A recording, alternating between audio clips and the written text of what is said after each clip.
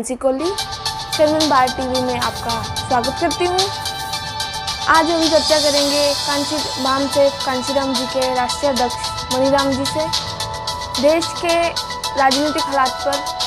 तो मैं स्वागत करती हूँ मनीराम जी का। जय भीम। जय भीम। जय भारत। मैं आपसे सवाल पूछना चाहूँगी। आप वामसेवक के कार्यकर्ता ही नेता हैं, देश के राजनीतिक हालात पर आप क्या कहना चाहते हैं? बिल्कुल, मैं तो अपने आप को कार्यकर्ता ही मानता हूँ। नेता तो चलो साहब कांशीराम जी ने इस लायक बना दिया लो या समाज ने बना दिया। 30-32 साल से संघर्ष कर रहे हैं, तो इस देश के हालात तो अच्छे नहीं हैं, समाज के हालात भी अच्छे नहीं हैं। बाबा साहब जब बाबा साहब से एक सवाल किया कि देश में और समाज में से दोनों में से कोई एक को चुनना पड़े तो आप किसके साथ हो? बाबा साहब ने कहा कि मैं समाज के साथ हूँ। तो साहब कांशीराम जी ने वामसेवक का गठन किया, वामसेवक चलाया, उन्होंने DS कोर बनाया, बहुजन समाज पार्टी बनाई और साहब कांशीराम जी 2006 में रहस्यमय परिस्थितियों में चले गए। तो अब हम देखते हैं कि समाज का राजनीतिक हालात इसलिए ठीक नज़र नहीं आ रहा कई बार कि हमारे पास हम नेतृत्वहीन लगते हैं, लीडरशिप हमारे पास दिख नहीं रही। बाबा साहब 1956 में चले गए और साहब कांशीराम जी ने 1970 में वामसेवक का गठन करके बड़ा कार्यक्रम किया। तो 22 साल बाद नज़र आया कि भी हाँ, इस देश में कोई नेता कांशीराम जी के नाम से बाबा साहब की मूवमेंट का दोबारा कोई नेता पैदा हो गया। अब 2006 में साहब कांशीराम जी चले गए, तो 2006 में जाने के बाद कांशीराम जी के जाने के बाद आज भी इस देश में बहुजन आंदोलन का कोई नेता नज़र नहीं आ रहा और बहुजन आंदोलन बिखरा हुआ नज़र आ रहा है। ये हालात आपके राजनीतिक हालात तो सीधा तौर पे हम कहें तो ये है। राजनीतिक की चर्चा हो ही रही है, तो बिहार का क्या सीन रहेगा? हाँ, बिहार का अब क्योंकि हमारा अपना बहुजन आंदोलन का तो कोई ज़्यादा वजूद है नहीं, लेकिन क्योंकि इस देश में चुनाव है तो चुनाव राजनीतिक लोगों के लिए एक पर्व है। तो पर्व है तो ये हमारा एक पर्व है और बिहार के अंदर चुनाव हो रहा है, 3 चरणों में चुनाव होगा। तो वहाँ 4 ग्रुप चुनाव लड़ रहे हैं। एक ग्रुप तो वो है जो भारतीय जनता पार्टी और वहाँ की जो है नीतीश बाबू की सरकार है, जो पिछले 15 साल से सरकार चला रहे हैं। और बिहार के लोग ये मानते हैं कि नीतीश बाबू का जो सरकार है ना, वो कुशासन रही है, भ्रष्टाचार के हर मामले में उसने रिकॉर्ड कीर्तिमान स्थापित किए हैं। और अगर हम नेशनल सीन पे देखते हैं तो मार्च के अंदर जिस तरीके से देखा कि हमारे प्रवासी मजदूर थे, ज़्यादातर दलित समाज के पिछड़ी जातियों के लोग थे, जो अलग अलग प्रदेशों में, महाराष्ट्र में, कर्नाटका में और आंध्र प्रदेश में दूर दराज से थे।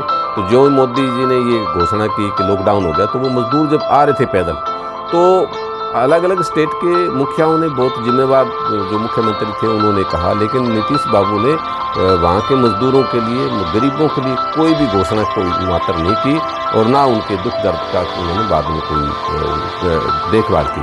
तो इसलिए जो भारतीय जनता पार्टी और नीतीश बाबू की जो सरकार है, उनको भारतीय जनता पार्टी की किसान विरोधी, युवा विरोधी, बेरोजगारी जो है जिस तरीके से, तो दोनों ही मुद्दों पे सरकार जाती हुई नज़र आ रही है और बहुत बुरी तरह से फेल है, बुरी तरह से सरकार जो है जाएगी इसमें, ऐसा लग रहा है बिहार के राजनीति। एक चीज़ एक मैं आपको जिक्र कर रहा था, एक और इसमें कि दूसरा ये है कि अगर ये जाएगी तो आएगा कौन? इसमें ये कि एक कांग्रेस मतलब लालू प्रसाद यादव की पार्टी जो है राष्ट्रीय जनता दल, तो उस पार्टी के साथ कांग्रेस है, CPI है, CPM है, CPM माले है, तो वो एक महागठबंधन है पार्टियों का, कुछ और छोटी मोटी पार्टियों के साथ। तो उनको वो लग रहा है कि 243 सीटें, तो मुझे लगता है कि वो पार्टी, वो गठबंधन जो है 200 प्लस सीट शायद हो सकता ले जाए। मतलब हो सकता है क्लीन स्वीप कर दे दिल्ली में जैसे किया था आम आदमी पार्टी। इसके बाद बचे हैं 2 ग्रुप और हैं। एक ग्रुप है बहुजन समाज पार्टी के साथ, वहाँ की एक क्षेत्रीय पार्टी, वो मिलकर चुनाव लड़ रहे हैं। तो वहाँ कुछ लोग वोटों की संभावना थी कि वहाँ चले जाए। तो मुझे ये लग रहा है कि बीजेपी और नीतीश बाबू दोबारा ना आ जाए, तो लोग डर के मारे हो सकता है मायावती जी को और उनके प्रति भी लोगों की कुछ नाराज़गी है, तो मुझे लग नहीं रहा कि वो पार्टी कुछ कर पाएंगे। एक और ग्रुप है, चौथा ग्रुप, ओवैसी जी ने समय समय पे दुख तकलीफ और भारतीय जनता पार्टी की जन विरोधी नीतियों के खिलाफ वो बोलते रहते हैं, लोकसभा में बोलते हैं और बाहर भी बोलते हैं। उनके साथ भी कुछ पार्टियां मिलकर चुनाव लड़ रही है, तो हो सकता है उनको कुछ पॉजिटिविटी मिले, कुछ सीटें उनको आ सकती हैं। तो मुझे नंबर 1 पे मुझे नज़र आ रहा है कि महागठबंधन रहेगा, और नंबर 2 पे शायद बीजेपी गठबंधन हो सकता है। तीसरे नंबर पे अगर कहीं नज़र आ रहा है तो ओवैसी नज़र आ रहा है कि ओवैसी जी कुछ उनकी ग्रुप जो है उसका गठबंधन कुछ सीटें ले जा सकता है। बिहार का ये मुझे नज़र आ रहा है। बिहार में ओवैसी चुनाव लड़ रही है जी, तो इस गठबंधन का क्या भविष्य है? भविष्य वो अभी मैंने चर्चा की कि ओवैसी जी को वहाँ काफ़ी कुछ संभावना है, वोट भी अच्छे मिलेंगे और कुछ सीटें भी इनको मिल सकती हैं जहाँ मुस्लिम बाहुल क्षेत्र है या उनके साथ कुछ कुशवा और कुछ जाति के लोग हैं जो वहाँ पे अच्छा वोट बैंक है। तो वो अगर उन्होंने सीट जिस तरीके से अगर ठीक से बंटवारा उनका जैसे वो हो जाता है तो वो काफ़ी कुछ उनको मिल सकता है, मुझे ऐसा नज़र आ रहा है। वो हो सकता है कि दूसरे नंबर पे वो आ जाए बीजेपी उनको छोड़ के, मतलब वो उनके सीटों को बंटवारे के बाद कैंडिडेट किस टाइप का उस पर ज़्यादा निर्भर करेगा उनका। रामविलास पासवान जो जीत रहे हैं तो उनका बेटा चिराग पासवान पार्टी की इस चुनाव की स्थिति क्या रहेगी? रामविलास पासवान जी इस देश के अंदर एक अच्छे नेता रहे हैं। समय समय पे वो कभी सुविधा अनुसार अपना पाला बेशक बदल लेते थे, लेकिन कई बार कुछ बातें वो दलितों की भी करते थे। तो उनका जाने का दुख हमें भी दुख है, समाज को, पूरे देश को दुख है। लेकिन उनका बेटा थोड़ा इस मामले में प्रखर नज़र आ रहा है, प्रखर बात वो कह देता है।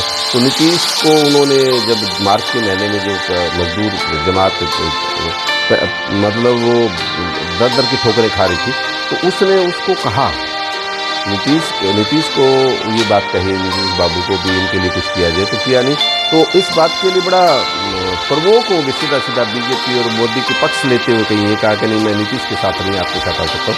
वो भारतीय जनता पार्टी ने इस बात की परवाह नहीं की, तो उसका कुछ मुझे लग रहा है कि हो सकता है नीतीश और उनसे ज़्यादा लाभ में वो उनका बेटा रहे, रामविलास पासवान का बेटा, तो उनको कुछ मिल सकती है। क्योंकि एक तो रामविलास पासवान जी के जाने का लोगों को थोड़ा दुख है, सहानुभूति का वोट उनको मिल सकता है। तो बिहार में तो यही मुझे लग रहा है ये काम ज़्यादा कामयाब रहेंगे। लोग सरकार वो बनाएंगे जो महागठबंधन सरकार बनाता हुआ नजर आ रहा है कलियर में। मध्य प्रदेश में क्या कमलनाथ जी की वापसी हो रही है?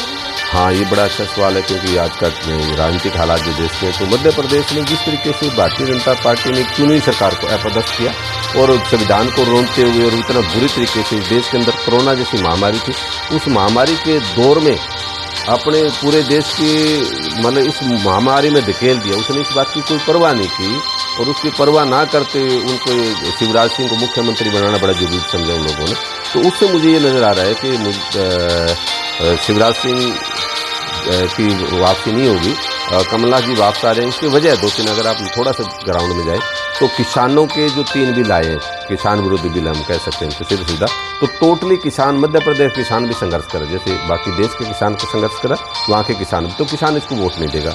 दूसरा, जो 5 सितंबर को युवाओं ने जो थाली बजाई, ताली बजाई, 9 सितंबर को उन्होंने कैंडल मार्च निकाला, जो कि युवाओं को कोई रोजगार नहीं मिला, तो युवा इनके खिलाफ हैं।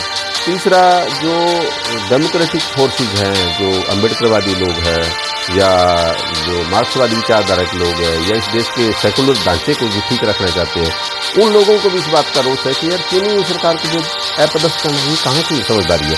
तो वो एक गुस्सा है लोगों में, अंडर करंट है। तो हो सकता है कि 27-28 सीटें जो है हो सकता है भारतीय जनता पार्टी को एक आधी सीट भी ना मिले, तो वो रिटेन कर रहे हैं, तो कांग्रेस मार्क्सिस्ट जो है ना, और कमलनाथ जी वापसी करें, कमलनाथ जी की सरकार मध्य प्रदेश में बनने जा रही है, ये क्लियर है।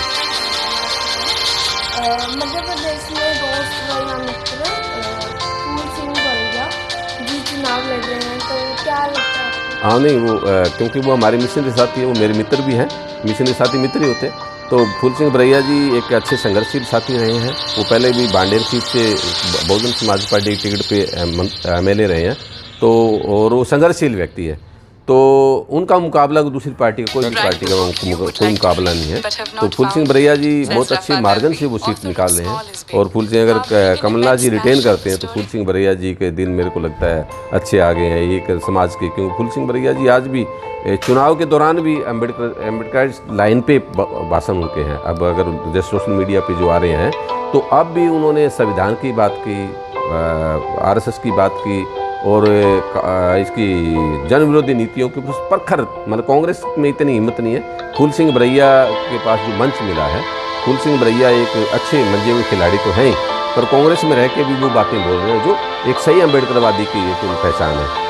हम जो है ना दूसरी पार्टी में जाके अम्बेडकरवादी लोग जो है ना उस पार्टी के गुलाम हो जाते। तो मुझे बड़ा अच्छी खुशी हुई कि बरैया साहब ने वहाँ पार्टी की नीतियाँ और उन चीज़ों की परवाह किए बिना साहब कांशीराम जी के अनुयायी की तरह और अम्बेडकरवादी आंदोलन में जिस तरीके से वो तैयार हुए, उन्होंने सीधा सीधा चुनाव के दल वो सारी अपनी बात कर रहे हैं। तो उनका चुना जाना मेरे लिए ही नहीं, इस देश के बहुजन आंदोलन के लिए, बहुजन समाज के लोगों के लिए बहुत फ़ायदे की बात होगी।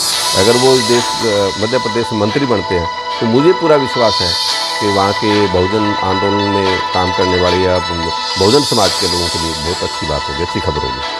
तो आप कह रहे हैं कि कांग्रेस की वापसी होगी? हाँ बिल्कुल, मैं इस पूरे विश्वास के साथ कह रहा हूँ कि मध्य प्रदेश में कांग्रेस वापसी कर रही है और बिहार के अंदर जो है कांग्रेस के साथ जो उनकी पार्टी है लालू प्रसाद यादव की पार्टी, तो वो सरकार बना रही है। तो ऐसा है। तो इस बार इनकी भारतीय जनता पार्टी की जन विरोधी नीतियों के खिलाफ या जैसे महिलाओं पर जो अत्याचार, जैसे उत्तर प्रदेश की हाथरस की घटना है, ये बहुत बड़ा रोल प्ले करेगी कि जो हमारे समाज के जो लोग हैं जो पहले कहीं दबी जुबान से या मोदी की कहीं बातों में या नेशनल मीडिया के प्रचार में जो लोग आ जाते थे, अब वो लोग बिल्कुल साफ साफ उनका मन है कि भारतीय जनता पार्टी का कोई भी कार्यकर्ता, कोई भी चाहे महिला नेत्री, एक लेडी ने केवल ये कहा कि प्रियंका गांधी का जो कॉलर पकड़ी, किसी ने कपड़े पकड़ने के, तो उसको सीधा सीधा भारतीय जनता पार्टी की उपाध्यक्ष ने कहा कि तुम्हारी हिम्मत कैसे होगी। तो भारतीय जनता पार्टी की जो अच्छी सोच के लोग हैं, पहली बात तो मैं ये मानता हूँ उसके अंदर शिल्प हर पार्टी में कोई ना अच्छा आदमी होती है, तो वो भी इस बात को ठीक नहीं मानते कि ये पार्टी की जो तरीका है योगी का और तो वो एक बहुत बड़ा रोल ये जो है हाथरस कांड है ना भारतीय जनता पार्टी में, जैसे लाला लाजपत राय कहीं उस वक्त बोलते हैं, तो ये हाथरस कांड जो है एक बहुत बड़ा मुद्दा होगा इस मामले में। आपने मनीराम जी के राजनीतिक हालातों पर आपने चर्चा सुनी, तो आप लाइक एंड शेयर करके कमेंट करके हमें बताएं आपको ये वीडियो कैसी लगी। हम अगली बार नई वीडियो के साथ आपके विचार विवक्ष लेके आपके सामने आएंगे। आप इस चैनल को सब्सक्राइब करना ना भूलें। Thank you.